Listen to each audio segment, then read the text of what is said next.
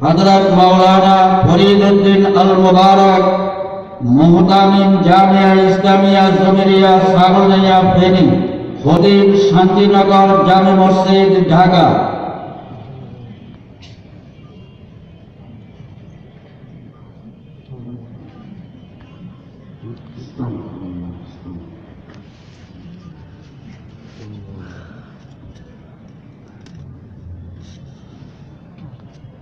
अस्सलामु अलैकुम व रहमतुल्लाहि व बरकातुहू।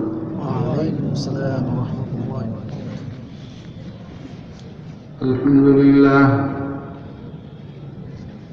अल्हम्दुलिल्लाह नहमदुहु व नस्तईनुहु व नस्तगफिरुहु व नु'मिनु बिही व नतवक्कलु अलैहि व नऊज़ु बिल्लाहि मिन शुरूरि अनफुसिना व मिन सय्यिआति अअमालिना।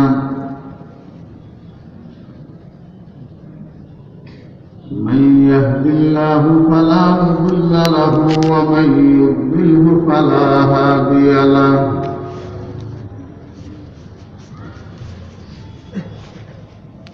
व नशहदु अन ला इलाहा इल्लल्लाहु वहदहु ला शरीका लहु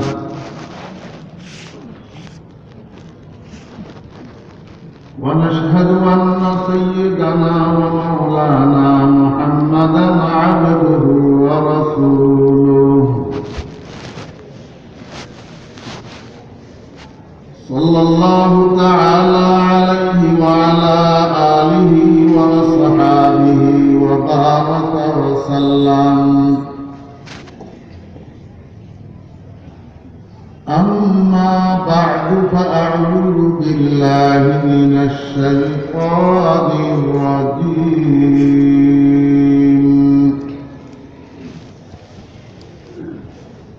बिस्मिल्लाहिर रहमानिर रहीम।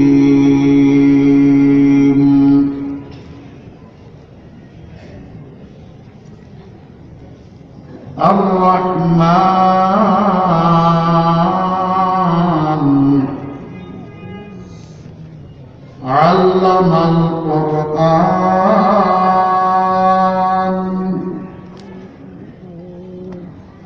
खलक़ल इंसाना अल्लमहुल बयान।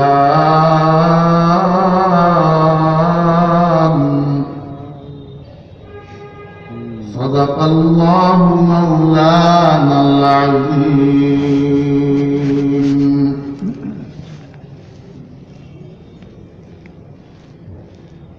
क़ाल रसूलुल्लाहि सल्लल्लाहु अलैहि वसल्लम इन्नमा बुइस्तु मुअल्लिमा। वसदक़ रसूलुहु नबियुल उम्मियुल करीम।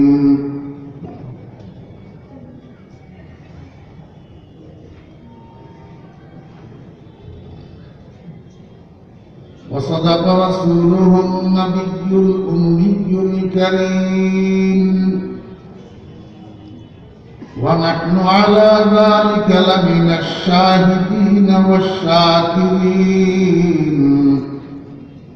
वल्हम्दुलिल्लाहि रब्बिल आलमीन।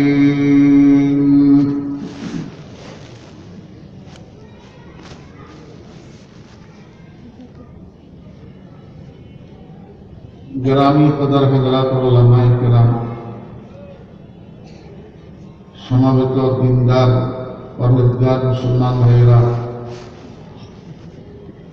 আমার প্রাণ প্রিয় ছাত্র ভাইয়েরা, পর্দার আলের সম্মানিত পর্দানসীন মা ও বোনেরা, মহান আল্লাহ রাব্বুল আলামিনের অপরিসীম দয়ার ইহসান আল্লাহ রাব্বুল আলামিন আমাদেরকে আজকে বর্তমান বাংলাদেশের ঐতিহ্যবাহী দ্বীনী শিক্ষা প্রতিষ্ঠান বরুণা মাদ্রাসার মহতী সালানা জলসায় অংশগ্রহণ করার তৌফিক দিয়েছেন। এজন্য সবাই মহান রব্বুল আলামিনের শুকর আদায় করি আলহামদুলিল্লাহ।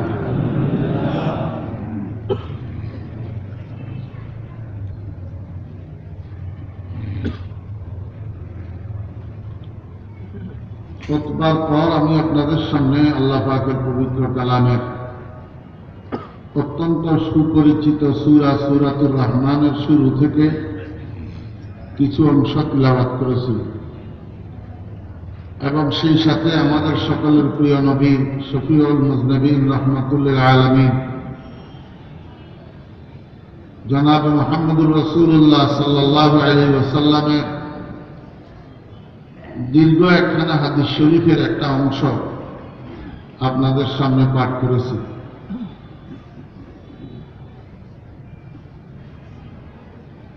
যেহেতু সময় কম, আসরের সময় নিকটবর্তী, এখন তো শীতকাল, সেহেতু কোন রকমের অপ্রাসঙ্গিকতায় না গিয়ে আমি মূল আলোচনায় উপনীত হইতে চাই। ওয়ামা তৌফিক ইল্লা বিল্লাহ। আল্লাহ সুবহানাহু ওয়া তাআলা ইরশাদ করেন, আর রহমান,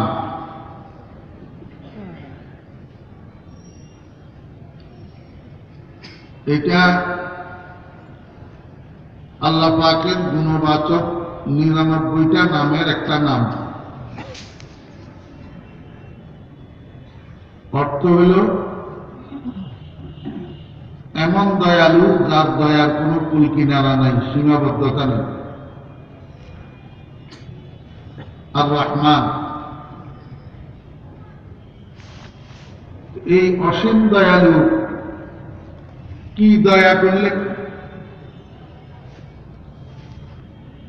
আল্লাহ পাক বলেন আল্লামাল কোরআন, আল্লামা কোরআন, কোরআন শিক্ষা দিয়েছেন। মুফাসসিরিনে কেরাম রাহিমাহুল্লাহ লিখতেছেন, এতে করে বোঝা যায় যে দুনিয়াতে আল্লাহ পাক দুনিয়ার মানুষের উপরে যত দয়া করেন, যত ইহসান করেন, এর মধ্যে সবচেয়ে বড় দয়া হল তালিমে কোরআন। তালিমে কোরআন, কোরআনের তালিমের চেয়ে বড় দয়া, বড় রহমত আর কিছু নেই। এরপরে আল্লাহ পাক রব্বুল আলামিন বলেন খালাকাল ইনসান, অপরিসীম দয়ালু মানুষ বানিয়েছেন। এরপরে আল্লাহ পাক রব্বুল আলামিন বলেন আল্লামাহুল বায়ান, মানুষকে বয়ান শিক্ষা দিয়েছেন।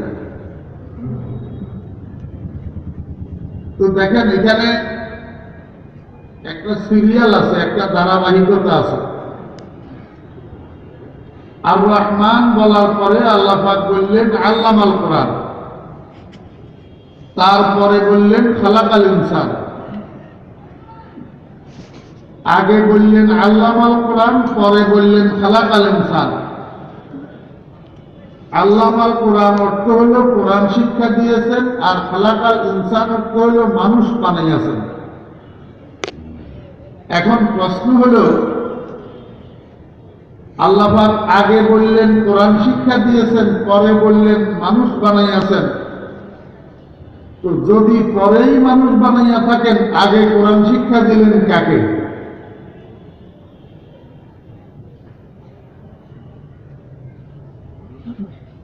তো কোরআনে কারীমের সর্বপ্রথম এবং সর্বশ্রেষ্ঠ মুফাসসির জনাব মুহাম্মদুর রাসূলুল্লাহ সাল্লাল্লাহু আলাইহি ওয়াসাল্লাম। আল্লাহর নবীর থেকে বড় মুফাসসির পৃথিবীতে আর আসেও নাই, আসবেও না। কারণ আল্লাহ পাক তো নবীজিকে পাঠাইছেন কোরআনের শিক্ষক বানাইয়া, দুনিয়ার মানুষকে কোরআন বুঝাই দেওয়ার জন্য, কোরআন পড়াই দেওয়ার জন্য, কোরআন শিখাই দেওয়ার জন্য। নবীজির মিশনই তো ছিল এইটা। লাকাদ মান্নাল্লাহু আলাল মুমিনিনা ইয বা'আথা ফীহিম রাসূলান মিন আনফুসিহিম ইয়াতলু আলাইহিম আয়াতিহি ওয়া ইউযাক্কিহিম ওয়া ইউআল্লিমুহুমুল কিতাবা ওয়াল হিকমা।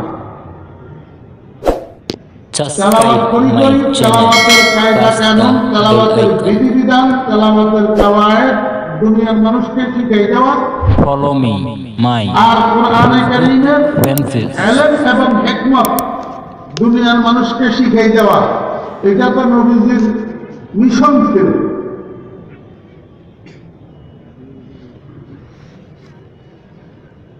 রাসূল আকরাম সাল্লাল্লাহু আলাইহি ওয়াসাল্লামকে জিজ্ঞেস করলাম, ইয়া রাসূলুল্লাহ সাল্লাল্লাহু আলাইহি ওয়াসাল্লাম, আল্লাহ পাক যে বললেন আগে আল্লামাল কোরআন পরে খালাকাল ইনসান, তো খালাকাল ইনসানের আগে আল্লামাল কোরআন কাকে করলেন? তো মুহাম্মদুর রাসূলুল্লাহ সাল্লাল্লাহু আলাইহি ওয়াসাল্লাম বলেন, আমাকে, আমি রাসূলকে। আসমান, জমিন, চন্দ্র, সূর্য, গ্রহ, নক্ষত্র, পাহাড়, পর্বত, নদ, নদী, এমনকি কারো কারো মতে বেহেশত দুর্যোগ বানানোর আগে আল্লাহ পাক রব্বুল আলামিন আল্লাহর হাবিব জনাব মুহাম্মদুর রাসূলুল্লাহ সাল্লাল্লাহু আলাইহি ওয়াসাল্লামকে তৈরি করছেন। কথা বুঝতেছেন আপনারা? কথা বোঝা যায়? আপনাদের নড়াচড়ায় মনে হয় যেন বুঝতেছেন না।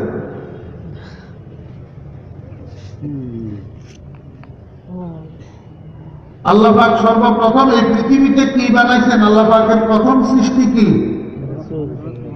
মুহাম্মদুর রাসূলুল্লাহ সাল্লাল্লাহু আলাইহি ওয়াসাল্লাম। কিন্তু আমরা তো জানি মুহাম্মদুর রাসূলুল্লাহ সাল্লাল্লাহু আলাইহি ওয়াসাল্লাম দুনিয়াতে আসছেন সমস্ত নবী রাসূলদের পরে মা আমেনার গর্ভ থেকে। তাহলে সবার আগে বানাইলেন কেমনে? রাসূল আকরাম সাল্লাল্লাহু আলাইহি ওয়াসাল্লামের মধ্যে দুইটা জিনিস ছিল, একটার নাম শরীর মুবারক আর একটার নাম রূহ মুবারক। আমাদের মধ্যে এই দুইটা জিনিস আছে না নাই? একটা শরীর আর একটা রূহ। রাসূল আকরাম সাল্লাল্লাহু আলাইহি ওয়াসাল্লামের কাছে এই দুইটা জিনিস ছিল, একটা শরীর আর একটা রূহ। রাসূল আকরাম সাল্লাল্লাহু আলাইহি ওয়াসাল্লামের শরীর মুবারক আল্লাহ পাক অনেক পরে বানাইছেন, মা আমেনার গর্ভের মধ্যে বানাইছেন। কিন্তু রূহ মুবারক না, রূহ মুবারক সমস্ত সৃষ্টির আগে প্রথম সৃষ্টি হিসাবে আল্লাহ পাক মুহাম্মদুর রাসূলুল্লাহ সাল্লাল্লাহু আলাইহি ওয়াসাল্লামের রূহকে বানাইছেন। আমি আপনাদেরকে একটা কথা জিজ্ঞেস করি, আসল মানুষ শরীরের নাম না রূহের নাম? কিসের নাম? রূহের নাম। শরীর তো দাফন করার, একটা মানুষকে মাটি দেওয়ার 2-3 মাস পরে শরীর আর থাকে না, হাড্ডি সহ পচে যায়। তা আমার আব্বা মারা গেছে যে 23 বছর, আমার নিজের আব্বা। এখনো আমি আব্বার কবরস্থানে যাইয়া আব্বার কবরের পাশে যাইয়া জিয়ারত করি কি করি না? জি, আব্বার কবর জিয়ারত করি না? তো আব্বা তো নাই, আব্বা তো পচি গলি হাড্ডি সহ মাটি হইয়া গেছে। এখন কার জিয়ারত করি? সেখানে কে আছে? আব্বা আছে না নাই? বুঝে না? কবরের মধ্যে আব্বা আছে না নাই? যদি নাই থাকে তাহলে জিয়ারত হয় কেমনে? জিয়ারত অর্থ তো সাক্ষাৎ, সাক্ষাৎ করার জন্য থাকতে হবে না? তো আব্বা কবরের মধ্যে আছে না নাই? কি আছে? শরীর না রূহ? রূহ। তাহলে বোঝা যায় শরীর যদিও না থাকে, রূহ থাকাটাই আব্বার থাকা। এই রূহটাই হইল আমার আসল আব্বা, শরীর না। কথা বুঝছেন না? বুঝেন না? তাহলে রাসূল আকরাম সাল্লাল্লাহু আলাইহি ওয়াসাল্লামকে আল্লাহ পাক সর্বপ্রথম বানাইছেন শরীর না রূহ? জি, রূহ। এখন আমাদের দেশে একটা ঝগড়া আছে, নবীজি নূর না মাটি, আছে না নাই? জি। আমরা কিছু মানুষ আছি না বুঝি শুধু ঝগড়া করি। এখন আমি জিজ্ঞেস করি, আপনারা যারা ঝগড়া করেন নবীজি নূর না মাটি, কোনটা নিয়ে ঝগড়া করেন? নবীজির শরীর নিয়ে না রূহ নিয়ে? রাসূল আকরাম সাল্লাল্লাহু আলাইহি ওয়াসাল্লাম রূহ মুবারক নূর, এর মধ্যে কোনো সন্দেহ নাই। কিন্তু শরীর মুবারকটা কি? শরীর মুবারকটা মাটি। শরীর মুবারক কি? মাটি। আপনারা বলতে পারেন যে রাসূল আকরাম সাল্লাল্লাহু আলাইহি ওয়াসাল্লামের শরীর মুবারক তো আল্লাহ পাক বানাইছেন আমেনার গর্ভের মধ্যে, তো সেখানে মাটি গেল কেমনে? নূর দিয়েই তো বানাইছে। তো আমি আপনাদেরকে আল্লাহর হাবিবের একটা হাদিস শোনাবো। قال رسول الله صلى الله عليه وسلم ما من مولود إلا وفي سرته من تربة التي خلق منها حتى يدفن فيها وأنا وأبو بكر وعمر خلقنا من تربة واحدة حتى ندفن فيها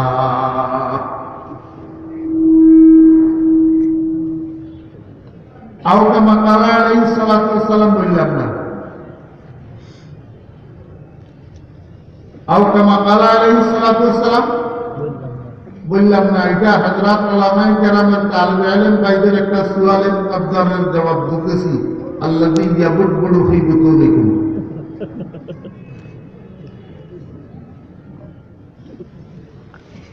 হাদিসটা সনদে মুত্তাসিলের সাথে সাবেত, হাদিসে সহিহ। আর আলহামদুলিল্লাহ আমি যে হাদিসটা আপনাদের সামনে মতন পড়লাম, আমার মতন পড়ার উপরে আমার 100% স্যাটিসফাই আছে যে নহসরফের কায়দার আলোকে আমি গলত পড়ি নাই, গলত পড়ি নাই। অতএব যদি আমার সন্দেহ না থাকে, আওকামা কালা আলাইহিস সালাতু ওয়াস সালাম বলার প্রয়োজন নাই। সাদাকা রাসূলুহুল নবিয়্যুল কারীম।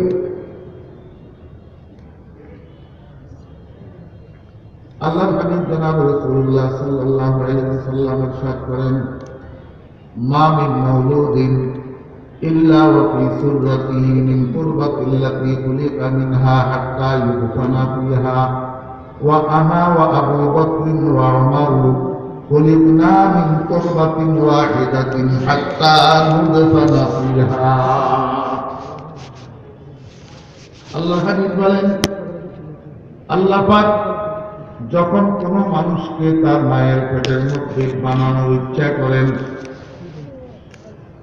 আল্লাহ পাকের কুদরতে ওই মানুষটার আব্বা আম্মা দুইজনের দুই ফোঁটা বীর্যকে আল্লাহ পাকের কুদরতের পদ্ধতিতে আল্লাহ পাক আমার মায়ের রেহেমের মধ্যে, জরায়ুর মধ্যে, বাচ্চাদানের মধ্যে নিয়ে পৌঁছান।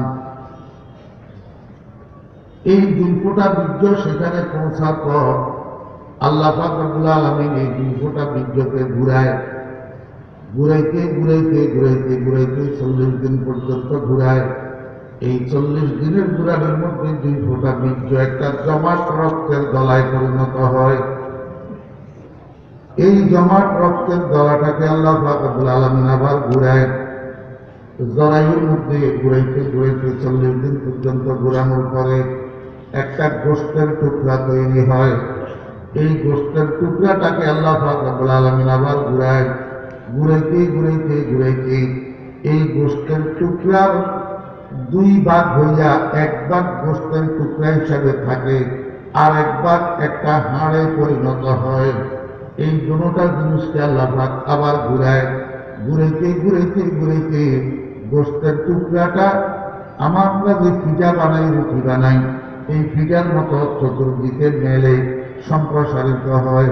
এই সম্প্রসারিত গোশতের পিঠাটা হাড়ের উপর দিয়া চতুর্দিকে কভারিংয়ের মতো হয়। এই গোশতের কভারিং করা হাড়ের টুকরাইটা আস্তে আস্তে বড় হয়। আমার বেহরা দোস্ত আবার এটাকে আল্লাহ পাক রব্বুল আলামিন আবার ঘুরায়। 40 দিন পর্যন্ত ঘুরাইতে এখন এটার মধ্যে এক জায়গায় মাথার আকৃতি হয়, এক জায়গায় হাতের আকৃতি হয়, এক জায়গায় পায়ের পাওয়ার আকৃতি হয়। এক জায়গায় চোখের আকৃতি হয়, এক জায়গায় কানের আকৃতি হয়, এক জায়গায় নাকের আকৃতি হয়, এক জায়গায় মুখের আকৃতি হয়, এক জায়গায় নাভির আকৃতি হয়।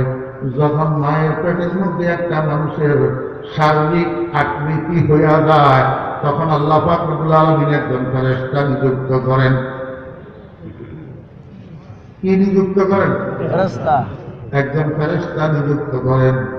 ওই ফেরেশতাটাকে আল্লাহ পাক আদেশ দিয়ে, আমার ফেরেশতা তুমি যাও অমুক দেশের অমুক জেলার অমুক থানার অমুক ইউনিয়নের অমুক বাড়ির অমুকের স্ত্রীর পেটের মধ্যে আমি যে মানুষটা তৈরি করতেছি, এই মানুষটার 60, 70, 80 বছর 90 বছর জীবনযাপন করার পরে যখন মারা যাবে, মারা যাওয়ার পরে যেখানে তার দাফন হবে, সেই জায়গা থেকে 1 চিমটি মাটি নিয়ে মায়ের পেটের ভিতর তার নাভির সাথে মিশ্রিত করে দাও।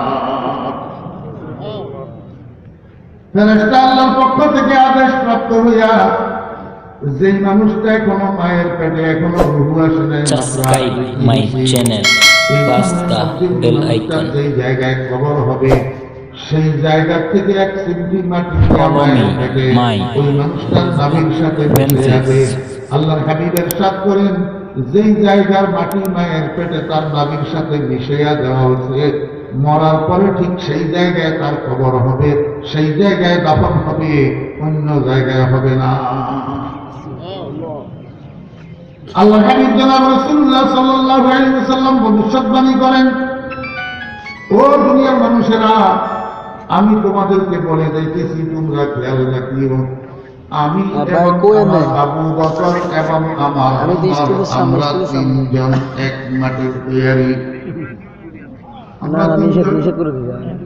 হাত্তা মুদফানা ফিহা, তোমরা দেখিও আমরা 3 জন এক জায়গায় দাফন হব। এখন হাজী সাহেবরা বলেন, যারা মক্কা শরীফ গেছেন, মদিনা শরীফের নবীজির রওজায় জিয়ারত করার জন্য গেছেন, যে সেখানে শাইখাইন তথা আবু বকর ওমরকে সালাম জানান নাই কেন? নবীজির রওজার মধ্যে নবীজির পাশে আরো 2 জন শোয়া আছে, একজনের নাম আবু বকর, একজনের নাম ওমর। এই কথাটা নবীজির জীবিত থাকা অবস্থায় বলে গেছিলেন যে আমরা 3 জন এক মাটির তৈরি, আমরা 3 জন এক জায়গায় দাফন হব।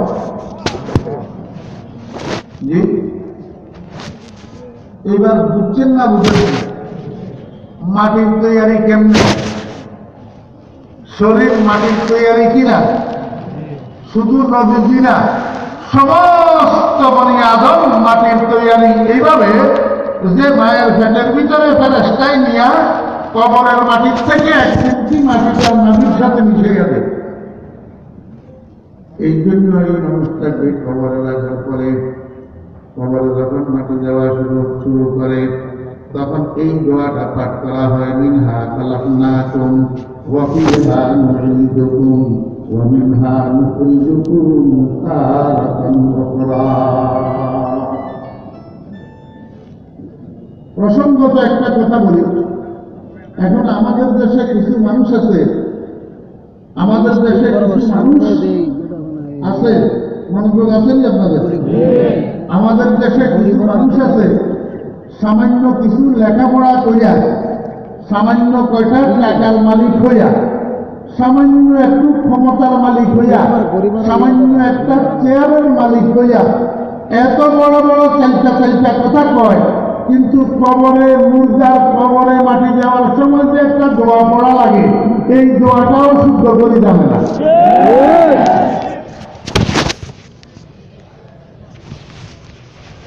পণ্ডিত সাজার জন্য বক্তব্য দেওয়ার আগে বিসমিল্লাহ পড়ে শুরু করে। পণ্ডিত সাজার জন্য বক্তব্য দেওয়ার আগে বিসমিল্লাহ পড়েই বক্তব্য শুরু করে।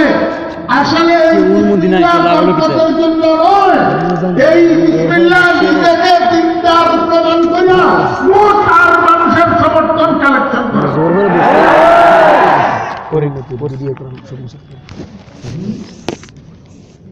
বিসমিল্লাহ তো ভালো জিনিস, গোপনে করতে পারলেন। কুল্লু আমরিন বিদান লাম ইউসাব বিসমিল্লাহি ফাহুয়া আত্তাউ আও আবতারু আও কাযযাব। না না বিসমিল্লাহ না পড়ে কাজ শুরু করলে সেটা বরকত শূন্য হয়, বিসমিল্লাহ পড়ে শুরু করলে সেটা বরকতময় হয়। কিন্তু আমরা যে কিছু মানুষ এখন বক্তব্য দেওয়ার আগে বিসমিল্লাহ পড়ি, এই বিসমিল্লাহ তো বরকতের বিসমিল্লাহ না, এটা পলিটিক্যাল বিসমিল্লাহ। যদি বিসমিল্লাহ তোমার কাছে এত দূরত্বই থাকে, বিসমিল্লাহ যদি তুমি বরকতের জন্যই পড়বা, তো এটারে শুদ্ধ করে শিখো না কেন? বিসমিল্লাহির রহমানির রহিম, বিসমিল্লাহির রহমানির রহিম, এটা কি বিসমিল্লাহ হলো? আরেক ইসলামী দলের নেতা আরেক মাহফিলের মধ্যে আমার বয়ানের মাঝখান দিয়ে আসি ঢুকছে, স্যার চলে যাবো, স্যার একটু মাঝখানে একটু ফ্লোর দেন। স্যার বলেন, স্যার এবার বয়ান শুরু করছে, বয়ান করতে করতে কোরআনের আয়াত পড়ে, মিনহা খালাকনাকুম ওয়া ফিহা নুঈদুকুম ওয়া মিনহা নুখরিজুকুম তারাতান। আমারে বসাই রাখি ভাটে দিয়ে।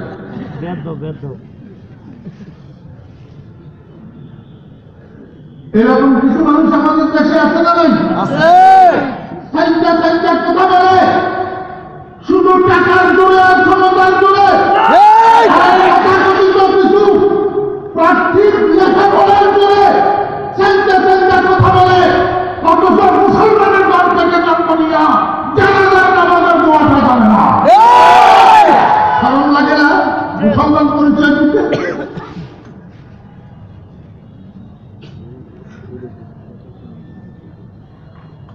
আর আমরা কিছু আছি, আমরা বিভিন্ন সভা সমাবেশে শুধু খালি ৯২% মুসলমান, ৯৪% মুসলমান, ৯০% মুসলমান, এই যে আমরা গর্ব করি গোড়ার দিনের মুসলমান ৯৪%।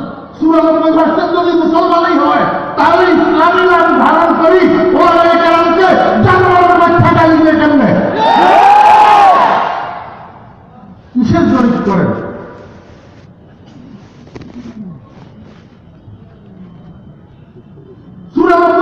মুসলমানের মধ্যে কত পার্সেন্ট মুসলমান দোয়াই করুক শুদ্ধ করে মুখস্থ জানে? শুধু হিসাব করে আর গণনা করে লাভ কি?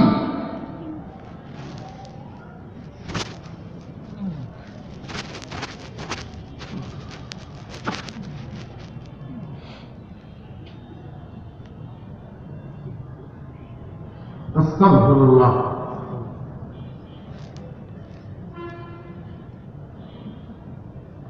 রাসূল আকরাম সাল্লাল্লাহু আলাইহি ওয়াসাল্লামের শরীর মুবারক কি? মাটি। এখন তো দিন যদি না হয়ে যাচ্ছে, তো আমি আপনাদেরকে বুঝাইতে পারতাম, আপনারা পরে ট্রাই করিয়েন। মাটির শরীর হইয়াও নবীজি নূরে মুজাসসাম হইতে পারে, সশরীরে আলো হইতে পারে। মাটির শরীর হইয়াও সশরীরে আলো হইতে পারে। রাত্রে একটা ভালো টর্চ লাইট আপনার হাতের তালুর এখান দিয়ে মারি, এখান দিয়ে তাকাইয়ে দেখবেন লাল দেখা যাবে, লাল দেখা যাবে, আলোকিত দেখা যাবে। ও ভাইরা মুস্তাহবাব, রাসূল আকরাম সাল্লাল্লাহু আলাইহি ওয়াসাল্লামের রূহ মুবারকের কারণে রাসূল আকরাম সাল্লাল্লাহু আলাইহি ওয়াসাল্লামের মাটির শরীর মুবারক সদা ঝলমল ঝলমল করত। এমনকি রাত্রে অন্ধকার যত গাঢ় হতো, রাসূল আকরাম সাল্লাল্লাহু আলাইহি ওয়াসাল্লামের চেহারা মুবারক লাইটের মতো জ্বলতে থাকত।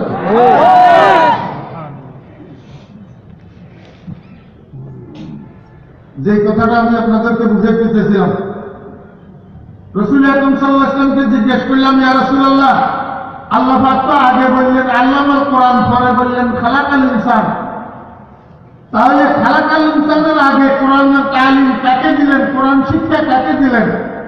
আমার নবীজি বলে আমাকে, আল্লামানি রব্বি ফাআহসানা তালিমি ওয়া আদাবানি রব্বি ফাআহসানা তা'দীবি আও কামা ক্বালা an-নাবিয়্যু আলাইহিস সালাতু ওয়াস সালাম। মুফতি শফি সাহেব রাহমাতুল্লাহ আলাইহি লিখেছেন, আল্লাহ পাক রব্বুল আলামিন আসমান জমিন চন্দ্র সূর্য সমস্ত সৃষ্টি জগৎকে সৃষ্টি করার আগে আল্লাহ হাবিব জনাব রাসূলুল্লাহ সাল্লাল্লাহু আলাইহি ওয়াসাল্লামকে বানাইয়া সরাসরি ছাত্র বানাইয়া সামনে বসাইয়া আল্লাহ পাক নিজে সরাসরি উস্তাদ হইয়া শিক্ষক হইয়া 26,000 বছর কোরআনে কারিমের জাহেরি ইলমের তালিম দিয়েছেন এবং 26,000 বছর কোরআনে কারিমের বাতিনি ইলমের তালিম দিয়েছেন। 26,000 জাহেরি ইলমকে নবীজি তাবির করছেন আল্লামানি রব্বি কইয়া, আর 26,000 বাতিনি ইলমের তাবির করছেন নবীজি আদাবানি রব্বি কইয়া। মোট 52,000 বছর মুহাম্মদুর রাসূলুল্লাহ সাল্লাল্লাহু আলাইহি ওয়াসাল্লামকে কোরআনের তালিম দিয়া রিজার্ভ রেখেছেন। দুনিয়ার মধ্যে যখন জ্ঞান ও বিজ্ঞানের যৌবন এসছে, জমানায় আকলিয়তের যখন স্বভাব আসছে, এই সময়ের মধ্যে গোটা পৃথিবীর জ্ঞানী বিজ্ঞানীদের মোকাবিলা করার জন্য গোটা পৃথিবীটাকে একটা ইউনিভার্সিটি বানাইয়া, সেই ইউনিভার্সিটির প্রফেসর বানাইয়া দুনিয়াতে পাঠাইছেন মুহাম্মদুর রাসূলুল্লাহ সাল্লাল্লাহু আলাইহি ওয়াসাল্লামকে। এই জন্য নবীজি আমার বলেন, ইন্নামা বুইস্তু মুআল্লিমা। আল্লাহ পাক আমাকে শিক্ষক বানাইয়া পাঠাইছেন, প্রফেসর বানাইয়া পাঠাইছেন। কোন সুনির্দিষ্ট আয়তনের উপরে স্থাপিত কলেজের জন্য না, সুনির্দিষ্ট আয়তনের উপরে স্থাপিত ইউনিভার্সিটির জন্য না, বরং নবীজিকে আল্লাহ পাক যে ইউনিভার্সিটির প্রফেসর বানিয়ে পাঠিয়েছেন, সেই ইউনিভার্সিটির নাম হলো গোটা দুনিয়া। গোটা দুনিয়া। কিন্তু দুঃখের বিষয় হলো সত্য, একটা শিক্ষা প্রতিষ্ঠানে যতগুলা ছাত্র থাকে, সবগুলা ছাত্র শিক্ষকদের দায়িত্ব ছাত্র থাকে না, কিছু নাফরমান ছাত্র থাকে। আগে কি থাকে না? নাফরমান ছাত্র থাকে না? যদি নাফরমান ছাত্র না থাকে, তাহলে ইউনিভার্সিটির ইঞ্জিনিয়ার, ওই ইউনিভার্সিটির ছাত্ররা ওই ইউনিভার্সিটির প্রফেসর মহোদয়কে রড দিয়া পিটাইয়া ইঁদুর বানায় কেমনে? জানা নাই আপনাদের? আমাদের জানা আছে। আমাদের দেশে কিছু শিক্ষাঙ্গন আছে, যে শিক্ষাঙ্গনের শিক্ষক মহোদয় ক্লাস করার জন্য রুমে ঢুকছে, আর ক্লাসরুম থেকে ছাত্ররা হুড় করে স্যারের সামনে দিয়া বাইর হইয়া গেছে, বারান্দার মধ্যে যাইয়া মিছিল করে স্যারের বিরুদ্ধে, অমুক স্যারের গালে গালে জুতা মারো তালে তালে স্যারের সামনে। এগুলা বাধ্য ছাত্র না বেয়াদব ছাত্র? বেয়াদব ছাত্র। কি ছাত্র? বেয়াদব। স্যারের সামনে স্যারের বসার চেয়ারটারে উঠে গিয়ে স্যার যেন ক্লাসরুমে প্রবেশ করতে না পারে, এই জন্য স্যারের রুমে তালা লাগাইয়া দেয়। স্যার রুমে কি লাগাইয়া দেয়? তালা লাগাই দেয়। অপরাধ কি? অপরাধ হইল রাজনীতি। এই ছাত্ররা এক দল করে, স্যারে আরেক দল করে। এখন ছাত্র এগুলার কথা হলো, আমরা যে দল করি স্যারে সেই দল করবে, স্যারে অন্য দল করতে পারবে না। ওই অন্য দল করতে হলে আমাদের হাতে পিটানি খেতে হবে। এখন খাইতেছে না?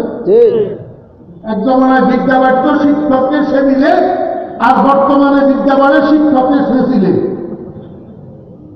দোস্ত আল্লাহু আকবার। সবগুলা বাধ্য ছাত্র না, কিছু নাফরমান ছাত্র আছে না, বেয়াদব ছাত্র আছে না। আল্লাহ হাবিব জনাব রাসূলুল্লাহ সাল্লাল্লাহু আলাইহি ওয়াসাল্লামকে আল্লাহ পাক যে ইউনিভার্সিটির প্রফেসর বানাইয়া পাঠাইছেন, এই ইউনিভার্সিটিতে কিছু নাফরমান ছাত্র আছে।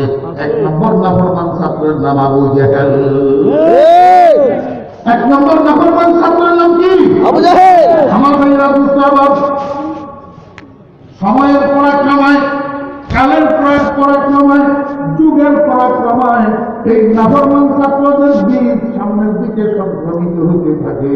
পরে পরে আস্তে আস্তে সব যুগে কিছু নাফরমান ছাত্র থাকে। যেমনি ভাবে মুহাম্মদুর রাসূলুল্লাহ সাল্লাল্লাহু আলাইহি ওয়াসাল্লামের যুগের নাফরমান ছাত্র আবু জাহেল, তেমনি ভাবে সেই আবু জাহেলের বীজ বর্তমান যুগেও নবীজির নাফরমান ছাত্র দুনিয়াতে আছে না? আছে।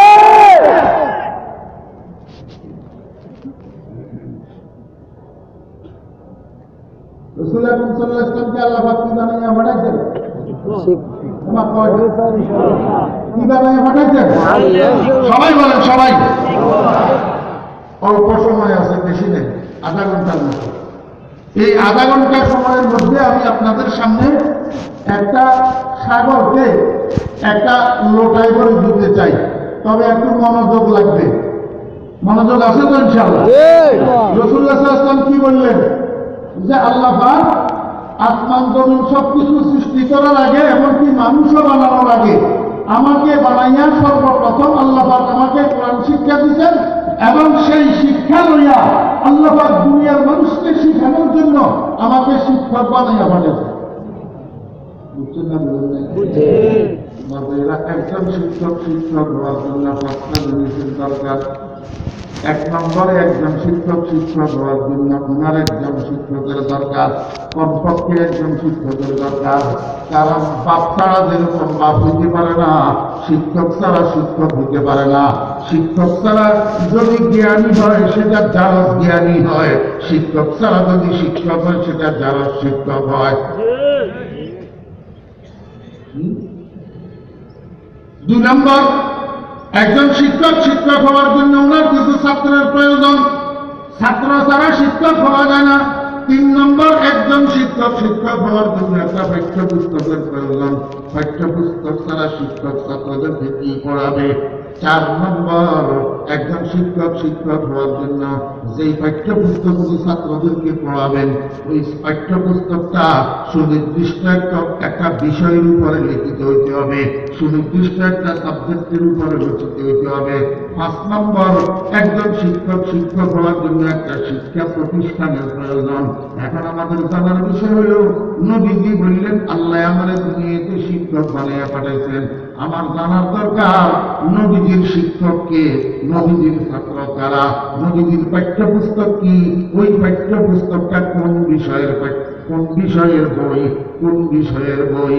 পাঁচ নম্বরে, নবীজি যে শিক্ষক হলেন, নবীজির শিক্ষা প্রতিষ্ঠান কোনটা, সেই শিক্ষা প্রতিষ্ঠানের নাম কি, সেই শিক্ষা প্রতিষ্ঠান সরকারি ছিল না বেসরকারি ছিল, ওই শিক্ষা প্রতিষ্ঠানের প্রতিষ্ঠাতা কে ছিল, প্রিন্সিপাল কে ছিল, শিক্ষক কে ছিল, ওই শিক্ষা প্রতিষ্ঠানের ছাত্র কারা, তারা আবাসিক ছিল না লজিং ছিল, তাদের খাওয়া দাওয়ার ব্যবস্থা কোথা থেকে হইতো, এই জিনিসগুলো আমাদের একটু জানার দরকার।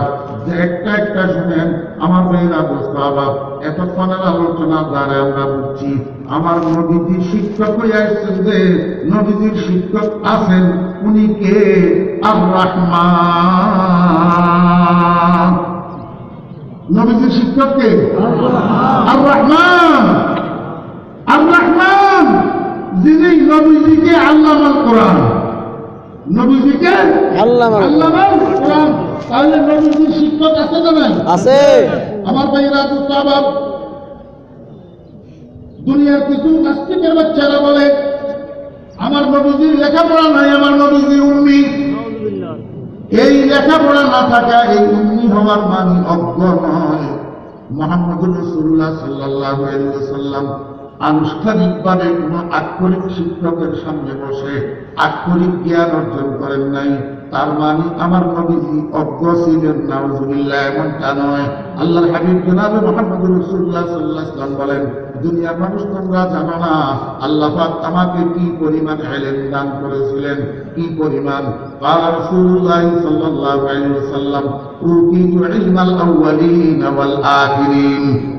আমার আগে যত জ্ঞানীগুলি দুনিয়াতে আসছে এবং আমার পরে যত জ্ঞানীগুলি দুনিয়াতে আসবে, এদের সমস্ত জ্ঞানকে, সমস্ত ইলমকে, সমস্ত জানাকে যদি একত্রিত করা হয়, সমষ্টি যা হয়, সেই পরিমাণ জ্ঞান, সেই পরিমাণ ইলম আল্লাহ পাক আমাকে একাই দান করেছে। সুবহানাল্লাহ। ও মুস্তাফা, আমরা তো যেই জ্ঞান অর্জন করি, যেই শিক্ষা অর্জন করি, এটা হলো পার্থিব জগতের শিক্ষা। কিসের শিক্ষা? পার্থিব জগতের। দুনিয়াকে সুসজ্জিত করার জ্ঞান, দুনিয়াকে সুসজ্জিত করার জ্ঞান। আল্লাহ পাক তোমাকে দুনিয়াকে সুসজ্জিত করার জ্ঞান অর্জন করার জন্য পাঠান নাই, তোমাকে দুনিয়াতে পাঠাইছে তোমার কবরকে সুসজ্জিত করার জ্ঞান অর্জন করার জন্য। যেই জ্ঞান তোমার কবর সুসজ্জিত করতে পারে না, যেই জ্ঞান তোমাকে মালিকের ঘরের সন্তান দিতে পারে না, মালিকের ঘরের দরজা পর্যন্ত পৌঁছায় না, সেই জ্ঞান জ্ঞান নয়, সেটা শয়তানের কুমন্ত্রণা। علم نبوت غیر علم عاشقی، علم نبوت غیر علم عاشقی، ماں باقی جلدی سے ملی سے شقی، علم بے دینا رہا تم جہل را حکمت مخاں، از خیالات الظنون اہل یمنا دم مزن۔ আমার ভাইরা দুষ্টাবা কি বুঝলেন? আমার নবীজির শিক্ষক আছে না নাই? আছে। কে? আল্লাহ। এখন 2 নম্বর, নবীজির যে শিক্ষক হয়ে আসলেন, নবীজির ছাত্র কারা? ও ভাইরা দুষ্টাবা, নবীজির ছাত্র 2 প্রকার। এক প্রকার ছাত্র হইল মুতাআল্লিম বিলা ওয়াসিতা, আরেক প্রকার ছাত্র হইল মুতাআল্লিম বিল ওয়াসিতা, অর্থাৎ প্রত্যক্ষ ছাত্র আর পরোক্ষ ছাত্র। নবীজির প্রত্যক্ষ ছাত্র ছিলেন হযরত সাহাবায়ে কেরাম রিদওয়ানুল্লাহি তাআলা আলাইহিম আজমাইন। আবু বকর সিদ্দিক রাদিয়াল্লাহু আনহু নবীজির প্রত্যক্ষ ছাত্র, কোনো মাধ্যম নাই। ওমর রাদিয়াল্লাহু আনহু নবীজির প্রত্যক্ষ ছাত্র, কোনো মাধ্যম নাই। ওসমান রাদিয়াল্লাহু আনহু নবীজির বাস্তা বেল আইকন। আলী কারামাল্লাহু ওয়াজহা নবীজির প্রত্যক্ষ ছাত্র, কোনো মাধ্যম নাই। Follow me, my সাহাবী নবীজির প্রত্যক্ষ ছাত্র, princess. কোনো মাধ্যম নাই। তবে হ্যাঁ, ইমাম আবু হানিফা রাহমাতুল্লাহ আলাইহি নবীজির প্রত্যক্ষ ছাত্র নয়। ইমাম আবু হানিফা রাহমাতুল্লাহ আলাইহি নবীজির ছাত্র। একটা মাধ্যম আছে, হযরতে আনাস রাদিয়াল্লাহু আনহু নবীজির ছাত্র। হযরতে আনাস রাদিয়াল্লাহু আনহুর মধ্যস্থতায় ইমাম আবু হানিফা রাহমাতুল্লাহ আলাইহি নবীজির ছাত্র। একটা মাধ্যম, হযরতে আবু হুরায়রা রাদিয়াল্লাহু আনহু নবীজির প্রত্যক্ষ ছাত্র, কোনো মাধ্যম নাই। তবে হযরতে ওমর ইবনে কাকা রাদিয়াল্লাহু আনহু নবীজির ছাত্র, একটা মাধ্যম আছে, আবু হুরায়রার মাধ্যম। ইমাম বুখারী রাহমাতুল্লাহ আলাইহি নবীজির ছাত্র, 4টা মাধ্যম আছে। 1 নম্বর মাধ্যম আহমদ ইবনে আশকাব, 2 নম্বর মাধ্যম মুহাম্মদ ইবনে ফুদাইল, 3 নম্বর মাধ্যম হযরত ওমর ইবনে কাকা রাদিয়াল্লাহু আনহু, 4 নম্বর মাধ্যম হযরতে আবু যুরআ রাহমাতুল্লাহি আলাইহি, 5 নম্বর মাধ্যম হযরতে আবু হুরায়রা রাদিয়াল্লাহু আনহু। তাহলে ইমাম বুখারী রাহমাতুল্লাহি আলাইহি রাসূল আকরাম সাল্লাল্লাহু আলাইহি ওয়াসাল্লামের ছাত্র। মাঝখানে কয়জন? 5 জন। 5 জন। আহমদ ইবনে আশকাব, মুহাম্মদ ইবনে ফুদাইল, ওমর ইবনে কাকা, আবু যুরআ, 4 জন। এরপরে হযরতে আবু হুরায়রা রাদিয়াল্লাহু আনহু রাসূল আকরাম সাল্লাল্লাহু আলাইহি ওয়াসাল্লামের ছাত্র 5 জন। এই 5 জনের মধ্যস্থতায় ইমাম বুখারী রাহমাতুল্লাহি আলাইহি রাসূল আকরাম সাল্লাল্লাহু আলাইহি ওয়াসাল্লামের ছাত্র। তাহলে ইমাম বুখারী রাহমাতুল্লাহি আলাইহি রাসূল আকরাম সাল্লাল্লাহু আলাইহি ওয়াসাল্লামের ছাত্র পেলা ওয়াসিতা নয়, বিল ওয়াসিতা, অর্থাৎ মধ্যস্থতার মাধ্যমে। আমি একটা প্রশ্ন করি আপনাদেরকে, আমরা আদম আলাইহিস সালামের কি সন্তান? সন্তান। আদম আলাইহিস সালাম আমাদের কি আব্বা। আদম আলাইহিস সালাম কি আমাদেরকে জন্ম দিয়েছে? না। তাহলে আমাদেরকে যিনি জন্ম দিয়েছেন উনি আমাদের আব্বা। আদম আলাইহিস সালাম আমাদের আব্বা কেমনে? বিল ওয়াসিতা। বিল ওয়াসিতা, মধ্যস্থতার মাধ্যমে। হাজার হাজার লক্ষ লক্ষ আব্বার মধ্যস্থতায় আদম আলাইহিস সালাম আমাদের আব্বা, আর হাজার হাজার লক্ষ লক্ষ সন্তানের মধ্যস্থতায় আমরা আদম আলাইহিস সালামের সন্তান। এই কথাটা ঠিক না ঠিক? আমার ভাইরা দুষ্টাবাব, যদি এই কথাটা ঠিক হয় তাহলে মাওলানা সালমান শাহ দামাত বারাকাতুহু রাসূল আকরাম সাল্লাল্লাহু আলাইহি ওয়াসাল্লাম ছাত্র। রাসূল আকরাম সাল্লাল্লাহু আলাইহি ওয়াসাল্লাম কি ছাত্র? মাত্র 35 থেকে 37টা মধ্যস্থতার মাধ্যমে মাওলানা সালমান শাহ দামাত বারাকাতুহু যদি মুহাম্মদুর রাসূলুল্লাহ সাল্লাল্লাহু আলাইহি ওয়াসাল্লামের ছাত্র হতে না পারে, তাহলে আপনি যে আদমের সন্তান, এটাও আমি মানি না। আপনি আদমের সন্তান যদি হতে পারেন, আপনার আব্বা যদি আদম হতে পারে, তাহলে মাওলানা সালমান শাহ দামাত বারাকাতুহু রাসূল আকরাম সাল্লাল্লাহু আলাইহি ওয়াসাল্লামের ছাত্র হতে পারে। মাওলানা সালমান শাহ যদি রাসূল আকরাম সাল্লাল্লাহু আলাইহি ওয়াসাল্লামের ছাত্র হতে পারে, বড়ুয়া মাদ্রাসার হেফজখানা থেকে দাওয়া পর্যন্ত যতগুলো মুসলমানের সন্তান এইখানে এলেম অর্জন করার জন্য এসেছে, এরা সবাই মুহাম্মদুর রাসূলুল্লাহ সাল্লাল্লাহু আলাইহি ওয়াসাল্লামের ছাত্র। তুমি সারাদিন কুটুক্তি করলে সারাদিন আলেমদেরকে আর মাদ্রাসার ছাত্রদেরকে জানোয়ারের বাচ্চা বলে এদের কি ঘোড়ার ডিম আসে যায় কিয়ামতের ময়দানে প্রমাণ হবে ইনশাআল্লাহ। কারা মাত্র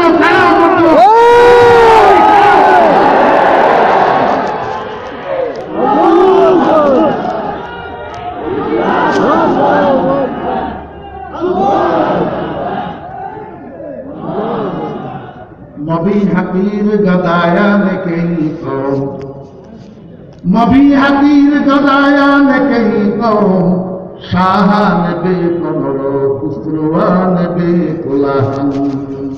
মনোযোগ আছে নি আপনাদের? আমি আজকে এখানে অনেক সুশিক্ষিত ভাইরা আছেন, আপনাদের সামনে আমি একটা কথা ক্লিয়ার করতে চাই। আমি সারা বাংলাদেশের আমার মাহফিলগুলোর মধ্যে ম্যাক্সিমাম মাহফিলে আমি এই কথাটা এখন বলি, আমার ফলাদের দোষ, আমার ফলাদের দোষ, আমার ফলারা খারাপ।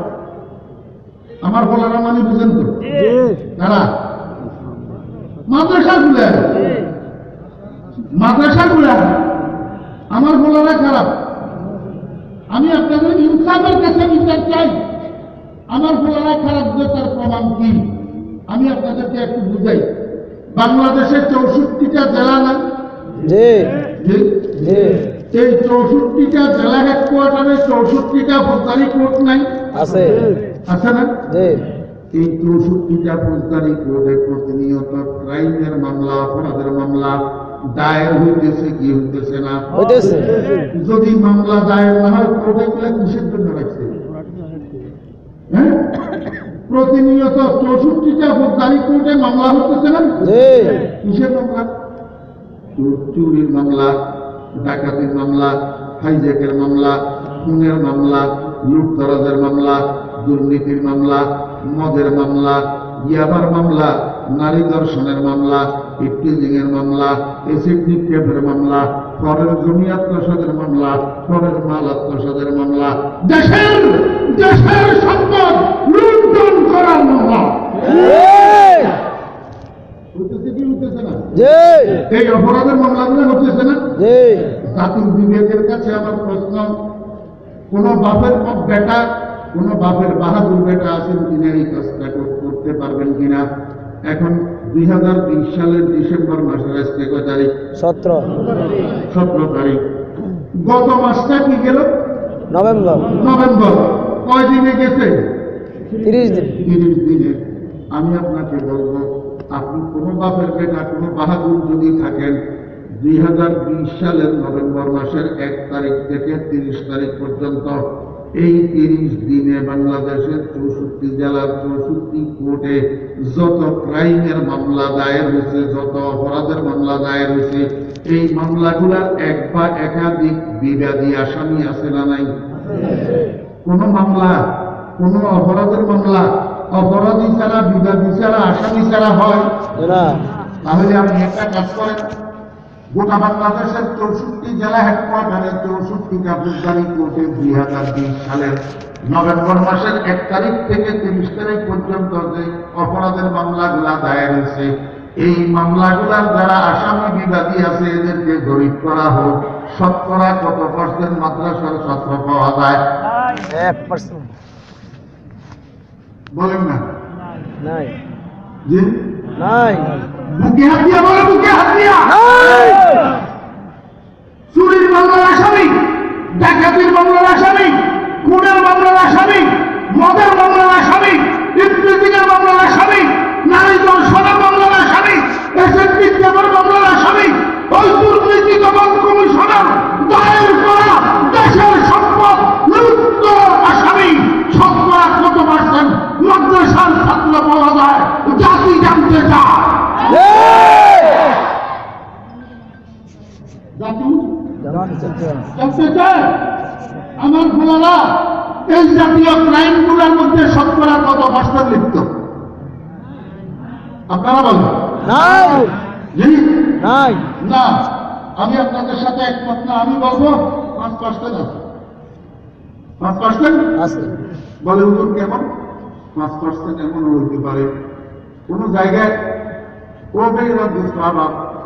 কোন একটা ছেলে একটা ক্রাইম করছে, সেই ছেলেটা হয়তো আমার ছেলে হইতে পারে, ছেলে, তো আমার দলের ছেলে, আমার ছেলে হইতে পারে।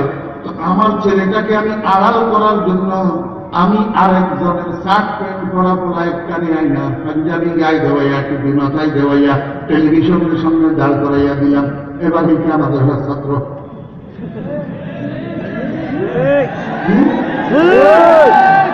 এবার আপনারা বলেন অরিজিনাল না ডুবলি? অরিজিনাল না ডুবলি? ডুবলি। স্পষ্ট আমার বলা হতে পারে। Subscribe my channel, press the bell icon. আচ্ছা মানে নিলাম 5%। Follow me my Facebook pages. জগতে, অপরাধের জগতে, কিন্তু আমি আপনাকে জিজ্ঞেস করব, আর বাকি 95% কার বলা?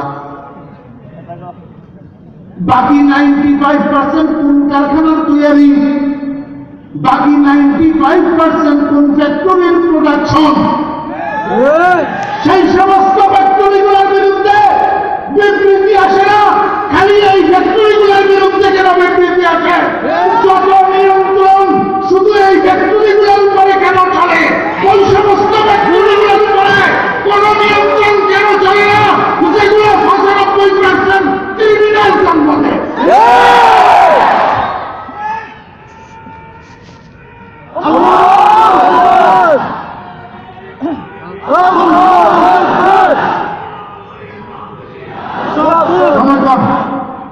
সময় কম, ইনসাফের সাথে বলতে হবে। লজ্জা থাকা দরকার, শরম থাকা দরকার। মাইকের ভিতরে বড় বড় কথা কও। কাউমি মাদ্রাসা জাতিকে সুসন্তান উপহার দেয়, মাদ্রাসা দেশকে সুনাগরিক উপহার দেয়। মাদ্রাসা ক্রিমিনাল জন্ম দেয় না, জন্ম দেয় না, দেশের জন্ম দেয় না, খুনি জন্ম দেয় না, সন্ত্রাসী জন্ম দেয় না, নর্তকী জন্ম দেয় না, জুয়ারি জন্ম দেয় না। কাউমি মাদ্রাসার ছাত্ররা কারো জমি জবরদখল করে না। নিয়ন্ত্রণ করার জন্য শুধু আমাদেরকে পাও, নিয়ন্ত্রণ করার জন্য শুধু আমার ফলাফল পাও। কি অপরাধ আমার ফলাফল? ইব্রাহিম আলাইহিস সালামকে নমরুদ জঙ্গলের মধ্যে নিক্ষেপ করছেন। আল্লাহ পাক জিবরাইলের পাঠাইছে, কয় যাও জিবরাইল, আমার খলিলের জিজ্ঞাসা করো কোন সাহায্যের প্রয়োজন আছে কিনা। কোন সাহায্যের প্রয়োজন আছে কিনা? জিবরাইল আলাইহিস সালাম যাইয়া কয় আসসালামু আলাইকা ইয়া খলিলাল্লাহ, হে খলিল আমার সালাম গ্রহণ করুন, আপনার কোন সাহায্যের প্রয়োজন আছে কিনা। ইব্রাহিম আলাইহিস সালাম কয় ভাই জিবরাইল, এটা কি আপনার কথা না উপরওয়ালা আপনারে পাঠাইছে?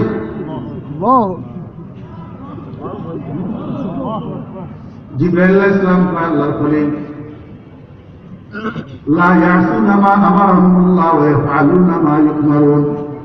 আপনি তো জানেন আমার তো ব্যক্তিগত কোনো ক্ষমতা নাই, আমি তো শুধু পরওয়ালায় যা করার জন্য বলে তা করতে পারি, এর বাইরে কিছু করার আমার সাধ্যই তো নাই।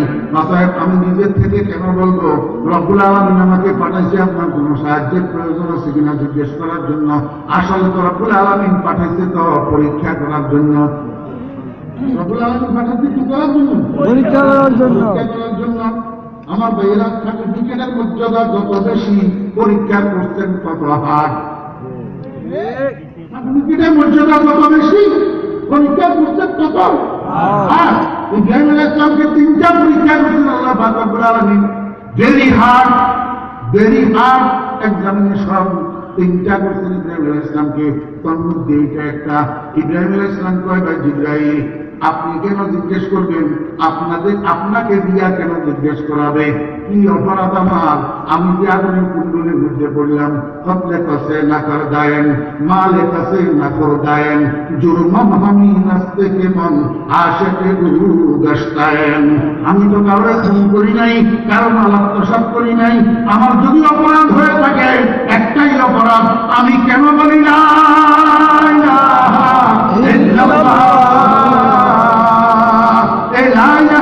কেন বলি, লা ইলাহা ইল্লাল্লাহর আওয়াজ কেন তুলি, লা ইলাহা ইল্লাল্লাহ মানার জন্য কেন বলি, লা ইলাহা ইল্লাল্লাহর আদেশ মানার জন্য কেন বলি, লা ইলাহা ইল্লাল্লাহ এটাই তো আমার একমাত্র অপরাধ। যদি এই অপরাধে আমি আগুনের মধ্যে পড়ে থাকি, তাহলে লা ইলাহা ইল্লাল্লাহ তো আমাকে দেখতে আসবে, ইচ্ছা করলে তিনি তো আমার সাহায্য করবেন। তোমাকে কেন পাঠাইলো? তোমার কাছে আমার কোনো সাহায্যের দরকার না। अगले से न करता है मालिक से न करता है दुर्मम हमी नस्ते के मन आशिके गुलगश्ता है। वो मुसलमान भाइरा, वो राजनीतिविद भाइरा, वो इंग्रेजी शिक्षित भाइरा, वो व्यवसायी भाइरा, वो नेता भाइरा, আপনি রাজনীতি করেন, আপনি দেশের নেতৃত্ব দেন, আপনি ব্যবসা বাণিজ্য করেন, আপনি চাকরি বাকরি করেন, আপনি জেনারেল লাইনে লেখাপড়া করেন, তাতে আমার অসুবিধা কি? তাতে আমাদের অসুবিধা কি? তাতে মাদ্রাসাওয়ালাদের অসুবিধা কি? কিন্তু একটা কথা মনে রাখেন, রাজনীতিতে সফল হওয়ার জন্য, রাজনীতিতে উন্নতি করার জন্য, দলে ভাবমূর্তি বাড়ানোর জন্য এই মাদ্রাসার ছাত্রদেরকে, এই আলেমদেরকে কটূক্তি করবেন না, এদেরকে জানোয়ারের বাচ্চা গালি দিবেন না। এরা খুনি নয়, এরা সন্ত্রাসী নয়, এরা বাটপার নয়, এরা ডাকাত নয়, এরা মানুষের জায়গায় আত্মসাৎকারী নয়, এরা দেশের সম্পদ লুণ্ঠনকারী নয়। এদের একমাত্র অপরাধ এরা লা ইলাহা ইল্লাল্লাহর কথা বলে।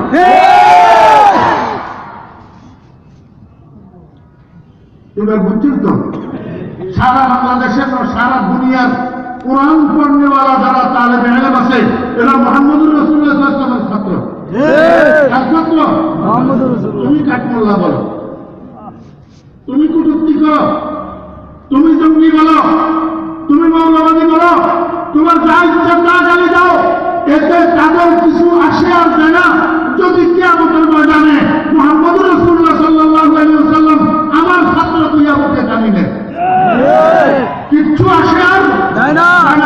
আর যদি নবী আমাকে আমার ছাত্র বলে বুকে জানি না দেন, আল-ইয়াযুবিল্লাহ, যদি আমার জাহান্নামে যাওয়ার ফয়সালা হয়ে যায়, আমি যদি নাজাত না পাই, তো তুই আমারে অল্প না গালি দিতেছস, আমি তো আরো বেশি গালি দিব, আরো বেশি গালি উপযুক্ত। আর যদি আল্লাহ হাবিবে কোন রকম ছাত্র তুই আমার বুকে টানি না, তখন তোর কি অবস্থা হবে? তুই মরবি না, মরবি না, তুই তোর আগের গুলা মরে নাই, এখানে কেউ কায়েমি করে আসছে। এবার বুঝছেন তো না? বুঝেন নাই? নবীজির ছাত্র কয় প্রকার? দুই প্রকার। কিছু সরাসরি ছাত্র, এদেরকে সাহাবায়ে কেরাম বলা হয়। আর কিছু পরোক্ষ ছাত্র, এরা হলেন তাবেঈনদের থেকে শুরু করে কিয়ামত পর্যন্ত যত মানুষ কোরআনের ইলম অর্জন করবে, কোরআনের শিক্ষায় শিক্ষিত হবে, এরা সবাই মুহাম্মদুর রাসূলুল্লাহ সাল্লাল্লাহু আলাইহি ওয়াসাল্লামের পরোক্ষ ছাত্র। মুরগিয়ানে কেরাম হাত জোর করিয়া তাদেরকে একটা আহ্বান করি, কিয়ামতের ময়দানে হাউজে কাউসারের শরবত কার হাতে পান করবেন? কার হাতে? হাউজে কাউসারের শরবতের গ্লাস কে উঠাইয়া দিবে আপনার হাতে? কে উঠাইয়া দিবে?